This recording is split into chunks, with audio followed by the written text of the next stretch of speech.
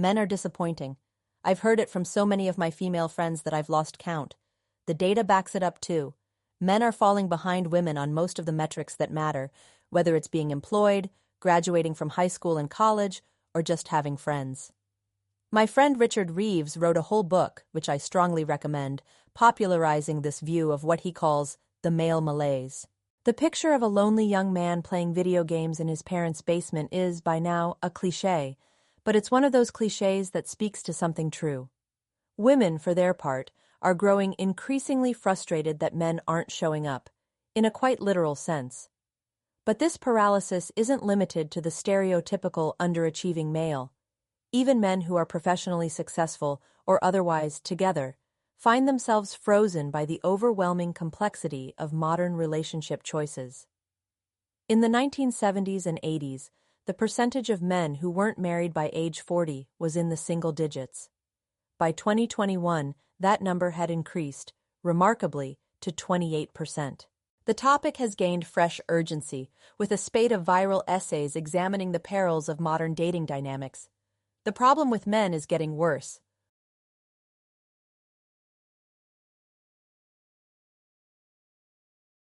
At a party recently, I found myself embroiled in a long debate about heterofatalism, drawing on a long essay by the writer Jean Garnett, which provoked dueling reactions from both sides of the gender divide.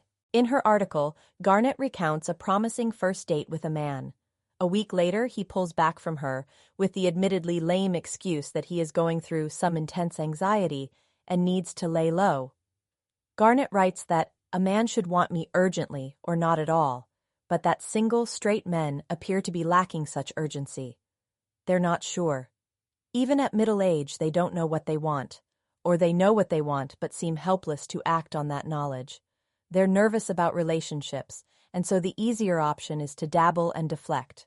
In another piece from June, an intellectual property professional in Chicago named Rachel Drucker goes out for dinner on a Saturday night and observes a noticeable absence of men, which she believes reflects a collective shift in public life.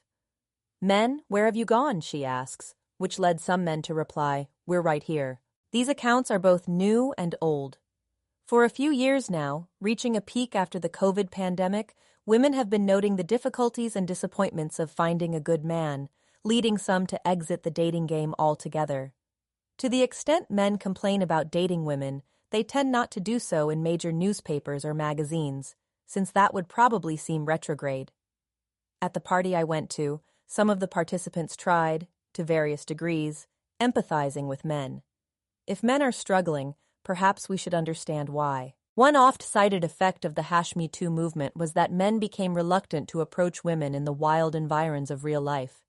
This may have been a good thing on balance, but good things also inevitably bring with them unintended consequences. Dating apps, meanwhile, create the illusion of unlimited choice, but it's just that, an illusion. Where men, once upon a time, would look for partners in their own social circles, now anyone in a 10-mile radius, or for that matter a 100-mile radius, is potentially within reach. But the problem for men is that most of the women they swipe right on will not swipe back, creating an expectation of abundance that can never be met. I remember the first time a female friend showed me her Tinder profile. She had thousands of likes, and it was impossible to sort through even a fraction of them. This is the free market of sex and relationships, and in any free market, there will be winners and losers, and likely more of the latter than the former. As the narrator in French author Michel Houellebecq's novel Whatever despondently reflects, it's a fact that in societies like ours, sex truly represents a second system of differentiation, completely independent of money, and as a system of differentiation it functions just as mercilessly. Some men make love every day, others 5 or 6 times in their life, or never. Some make love with dozens of women, others with none. My colleague Damir Marusik insists that it's always been this way, but men used to know how to weather rejection, say, at a bar, and not take it too personally. Young men today seem less resilient, complaining on podcasts and Reddit about the so-called 80/20ths rule, according to which 80% of women, allegedly, only go for the top 20% of guys. Gender polarization is another culprit, furthering the sense of male resentment. In recent years, young men have veered to the political right, while young women, particularly in big blue cities, have become more reliably liberal. In an era where the political is personal, this creates a new set of deal breakers.